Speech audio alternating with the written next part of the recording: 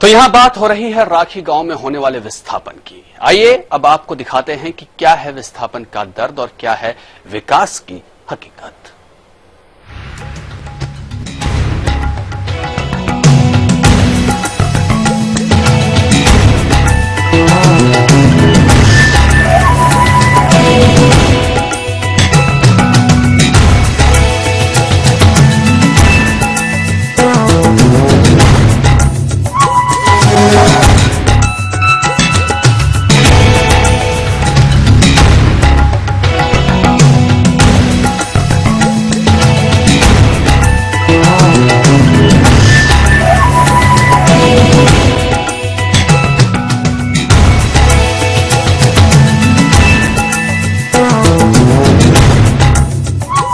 इन किसानों की हालत, उनकी परेशानियां और बेबसी हमको जमीन अधिग्रहण, विस्थापन और पुनर्वास का एक ऐसा चेहरा दिखाती है जिससे हम अनजान बनकर रहना ही बेहतर समझते हैं। केंद्र सरकार के नए लैंड एक्विजिशन बिल यानी भूमि अधिग्रहण बिल का विरोध करने वालों का कहना है कि यही वजह है कि अधिग्रहण में सामाजिक अध्ययन को रखा जाना अनिवार्य है। बड़ा सवाल अधिग्रहण से पहले सहमति लेने की बात को लेकर भी है, लेकिन अगर सहमति से पहले अधिग्रहण होता है तो लोगों की अनेक्षा, उनकी नाराजगी क्यों सामने आती है?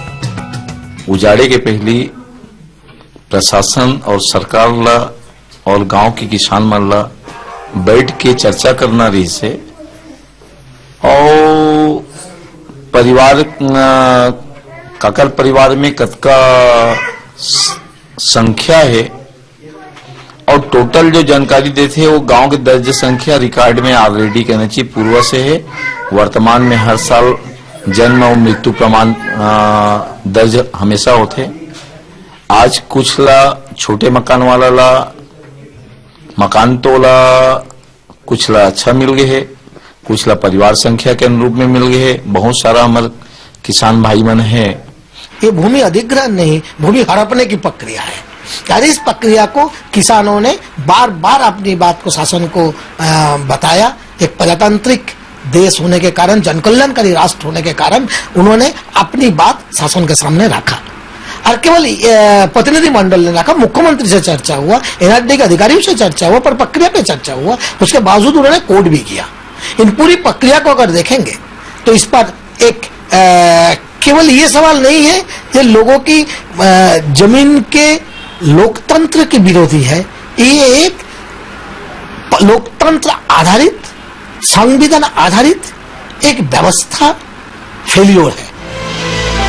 किसानों का कहना है कि जमीन हाथ में होती है तो पीढ़ियों की संपत्ति होती है, लेकिन जमीन हाथ से चली जाती है तो कुछ नहीं बचता। जो पैसे मिलते हैं वो बढ़ जाते हैं या खर्च हो जाते हैं। रायपुर में किसानों को अधिग्रहण के बदले प्रति एकड़ 10 लाख रुपए तक का मुआवजा मिला है, लेकिन एक बार पैसे मिलने के बाद जमीन खत्म। भूमि अधिग्रहण का विरोध करने वालों का कहना है कि भारत की तासीर अलग है, यहाँ का विकास लोगों की जरूरत के हिसाब से बनाना हो। वो केवल प्रशासनिक मुद्दा है। ये जमीन एक आजीविका का मुद्दा है, जमीन एक समाज की व्यवस्था की मुद्दा है, जमीन एक विकास की मुद्दा है। जमीन अगर विकास की मुद्दा होगा तो जमीन की लोकतंत्र की बात होगा, क्योंकि विकास और लोकतंत्र दोनों अलग अलग नहीं है। इसलिए विकास के लिए मजबूत लोकतंत्र चाहिए और लोकतंत्र के लिए बेहतर विकास की कल्पना चाहिए। ये हाल मौजूदा विस्थापन और पुनर्वास का है, लेकिन विस्थापन का दंश भोले भाले छत्तीसगढ़ियों ने लंबे अरसे से झेला है। 1954 में गंगरेल बांध का निर्माण हुआ था। जिन किसानों की जमीन गई उन्हें अब तक मुआवजा नहीं मिला। हिरमी के सीमेंट प्लांट से निकलने वाले राख के चलते आसपास किसान खेती नहीं कर पाते हैं। कोरबा, धर्मजयगढ़, रायगढ़, चांपा को मिलाकर सरकार ने 60,000 मेगावाट विद्युत उत्पादन के लिए एमओयू किया है, जिसके चलते हजारों हेक्टेयर सिंचित कृषि भूमि खत्म हो गई। छत्तीसगढ़ में 2000 में 33.5 लाख किसान थे। 2011 में इनकी संख्या 27 लाख हुई। जमीन छिन जाने के चलते 6 लाख किसान मजदूर बन गए या आसपास के कारखानों में काम करने लगे। देश भर की बात करें तो 50 साल के दौरान अलग अलग सरकारी और गैर सरकारी परियोजनाओं के चलते लगभग 2.5 करोड़ लोगों को विस्थापित किया गया है।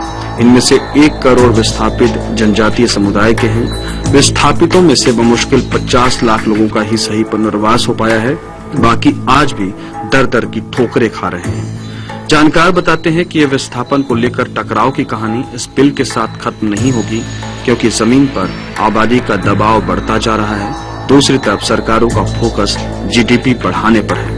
सरकार शायद मानती है कि झोपड़ियां और खेती जीडीपी बढ़ाने में कोई योगदान नहीं दे सकती। न झोपड़ियों के ऊपर स्पेस का बिल्डिंगों की तरह इस्तेमाल हो सकता है, न ही खेती जीडीपी की रफ्तार को फैक्ट्रियों की तरह बढ़ा सकती है। समय के लिए कैमरामैन संदीप के साथ रायपुर से रुपेश गुप्ता।